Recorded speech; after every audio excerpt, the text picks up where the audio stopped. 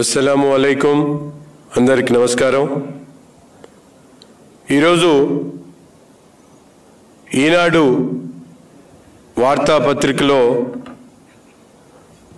ఈరోజు రాష్ట్ర ప్రభుత్వం అధికారంలోకి వచ్చిన తర్వాత జగన్మోహన్ రెడ్డి గారి ప్రభుత్వంలో రాష్ట్రంలో ఉన్నటువంటి 9% ముస్లిం జనాభాకు జరుగుతున్నటువంటి అన్యాయానికి వివరిస్తూ రాసినటువంటి పరిస్థితులు ఉన్నాయి।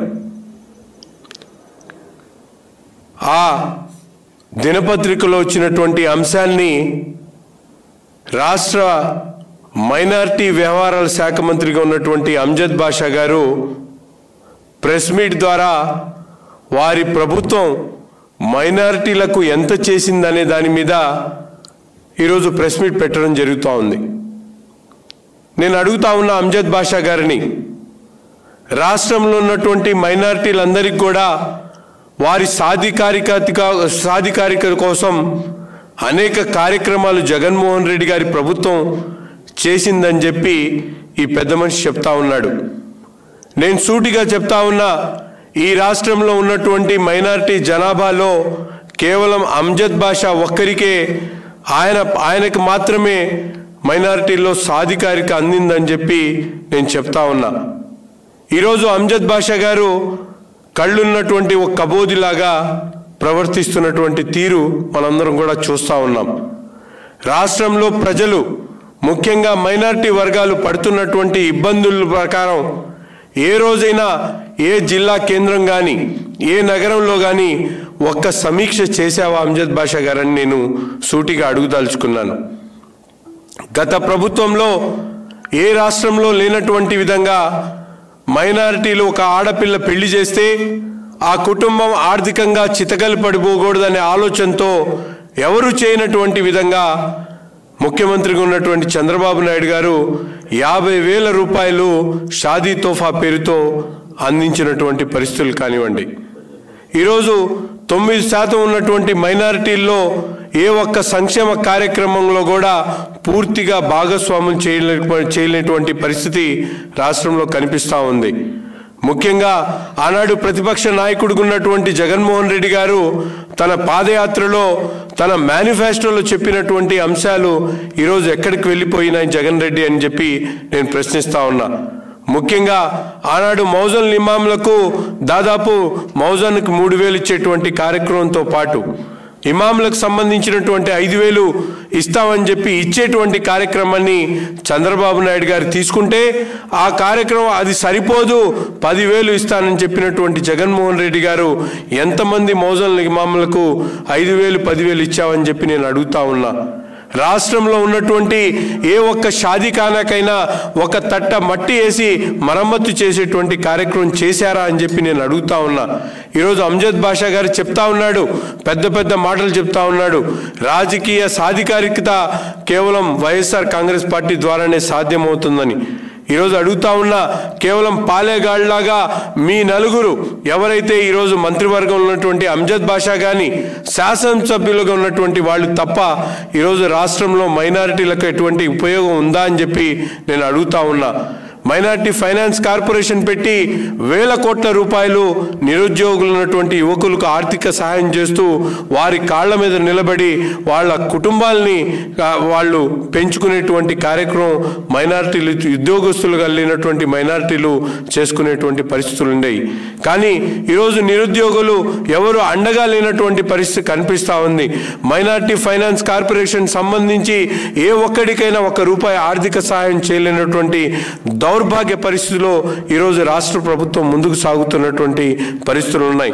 అంతేకాదు ఒక్క ఛాన్స్ అంటూ అధికారంలోకి వచ్చినటువంటి జగన్మోహన్ రెడ్డి గారు ప్రతి ఒక్క సంక్షేమ కార్యక్రమంలో నవరత్నాల పేరుతో మొత్తం మైనారిటీలకు సంబంధించినటువంటి సంక్షేమానికి సంబంధించినటువంటి బడ్జెట్ని నవరత్నాల పేరుకు మళ్లించి వాటి ద్వారా ఇచ్చేటువంటి కొద్ది గొప్ప మందికే లబ్ధి చేసేటువంటి కార్యక్రమం చేయడం తప్ప ఎవరికి కూడా ఉపయోగపడినటువంటి పరిస్థితులు ఈరోజు కనిపించట్లేదు।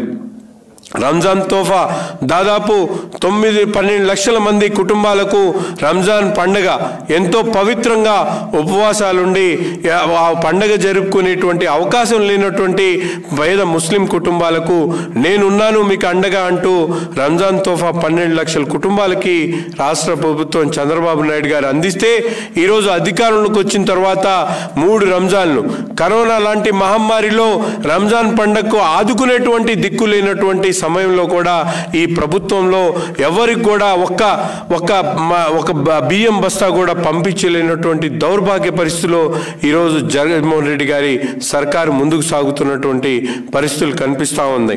అంతేకాకుండా విదేశాల్లో విద్య కోసం అనేక మంది పిల్లలు మిగతా వర్గాల వాళ్ళతో పాటు సమానంగా చదువుకోవాలి, ఉన్నత విద్యకు దూరం కాకూడదనే ఆలోచనతో ఆనాడు చంద్రబాబు నాయుడు గారు పెట్టినటువంటి విదేశీ విద్య పథకం ద్వారా 800 పైచిలకు ఆంధ్ర రాష్ట్ర మైనారిటీ విద్యార్థులు ఇతర దేశాలకు వెళ్ళి చదువులకు వెళ్తే వారికి ఈ రోజు వరకు కూడా ₹1 కూడా ఆర్థిక సహాయం చేయకుండా అనేక రకాల ఆంక్షలు పెట్టి వాళ్ళ జీవితాలను చదువులను నాశనం చేసినటువంటి దుర్మార్గుడు ఈ ముఖ్యమంత్రి అనడంలో ఎటువంటి సందేహం లేదు.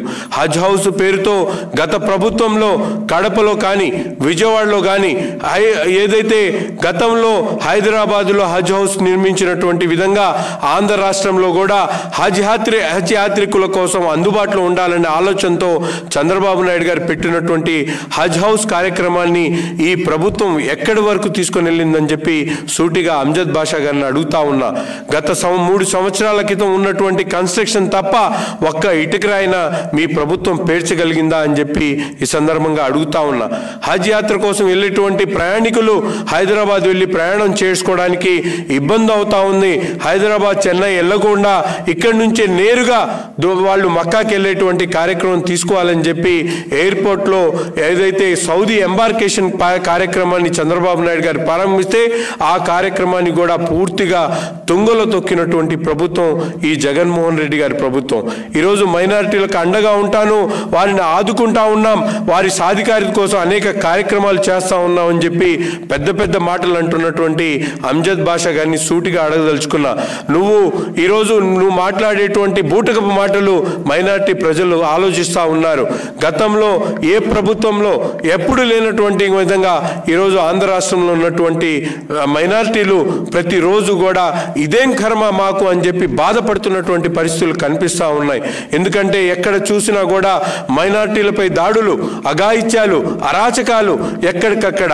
మన గుంటూరు జిల్లాలో దాదాపు 100 కుటుంబాలు ఒక ఊరు నుంచి వెలివేసినటువంటి సందర్భం కానీ, నంద్యాలలో అబ్దుల్ సలాం లాంటి కుటుంబం యావత్తు కూడా రైల్వే పట్టాల మీద పడి ప్రాణాలు అర్పించినటువంటి అంశాలు కానీ, రాజమండ్రిలో అబ్దుల్ సలాం కుటుంబం యావత్తు కూడా ఒక పాప మీద అఘాయిత్యం జరిగితే వైసీపీ నాయకులు అండగా ఉండి ఆ కుటుంబాన్ని చిత్రహింసలు చేసినటువంటి విధానం కానీ, అనేక రకాలుగా ఈరోజు మైనారిటీలు చేయి గుప్పెట్లో పెట్టుకొని బ్రతికోవాల్సినటువంటి ఆ పరిస్థితులు కనిపిస్తూ ఉన్నాయి.